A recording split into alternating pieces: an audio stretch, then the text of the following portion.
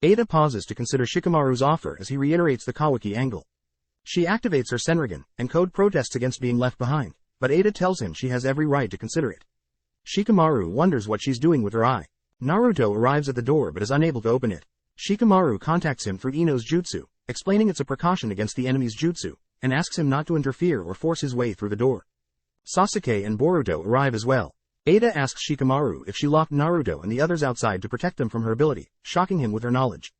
In thought, he understands it's about her eye, and Amato chimes in, filling him in on the Senrigan's abilities. Shikamaru is very glad for Ino's jutsu. Ada confesses being surprised by his offer, having assumed they'd see her as an enemy over being part of Kara, and concedes there's no cause for hostility between her and Konoha. Shikamaru adds that if she continues to ally herself with Code, she will be considered an enemy.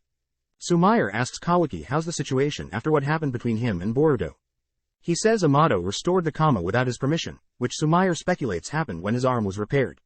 He confesses he did want it back, and was glad to have it for the first time, as Naruto would be dead otherwise, admitting he needs it. Sumair shares her suspicions about Amato. Code continues torturing Amato, blaming his stalling for the turn of events, and demands the command code. In thoughts, Amato warns Shikamaru he won't last long, who instead points out that Code can't kill him before getting the code, otherwise, he'll never get rid of the limiters. Amato thinks he'll die of shock first. Ada suddenly tells Code they have to retreat because Kawaki is coming towards them. Shikamaru realizes that Kawaki can shrink himself and enter the room through an air vent. Code is frustrated by it, and Shikamaru attributes it to Kawaki being able to nullify his claw marks. Amato adds that Ada's enchantment doesn't work on blood relatives or Otsutsuki. Shikamaru is angry he didn't share that before. Amato thinks Shikamaru would call Kawaki to fight, but he almost died before when it was just Code without Ada, and he can't risk Kawaki dying.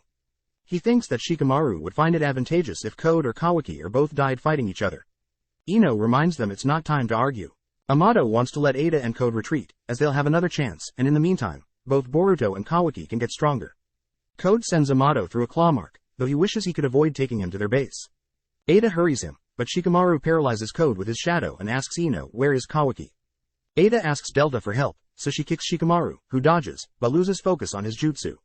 As she leaves, Ada apologizes, thanking him for his offer and Delta for her help.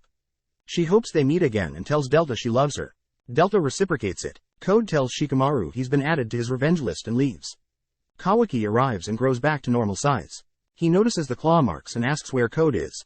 Shikamaru requests that he gets rid of the marks, and believes Amato might already be dead when Kawaki asks about him. Back in their base, Demon greets Amato. He confirms that Code will most likely kill him after having the power limiters rescinded. Amato says that's poor motivation, but Code thinks that freedom from pain and peace in death is too good for him. Amato offers to remove his limiters without any resistance if he's spared.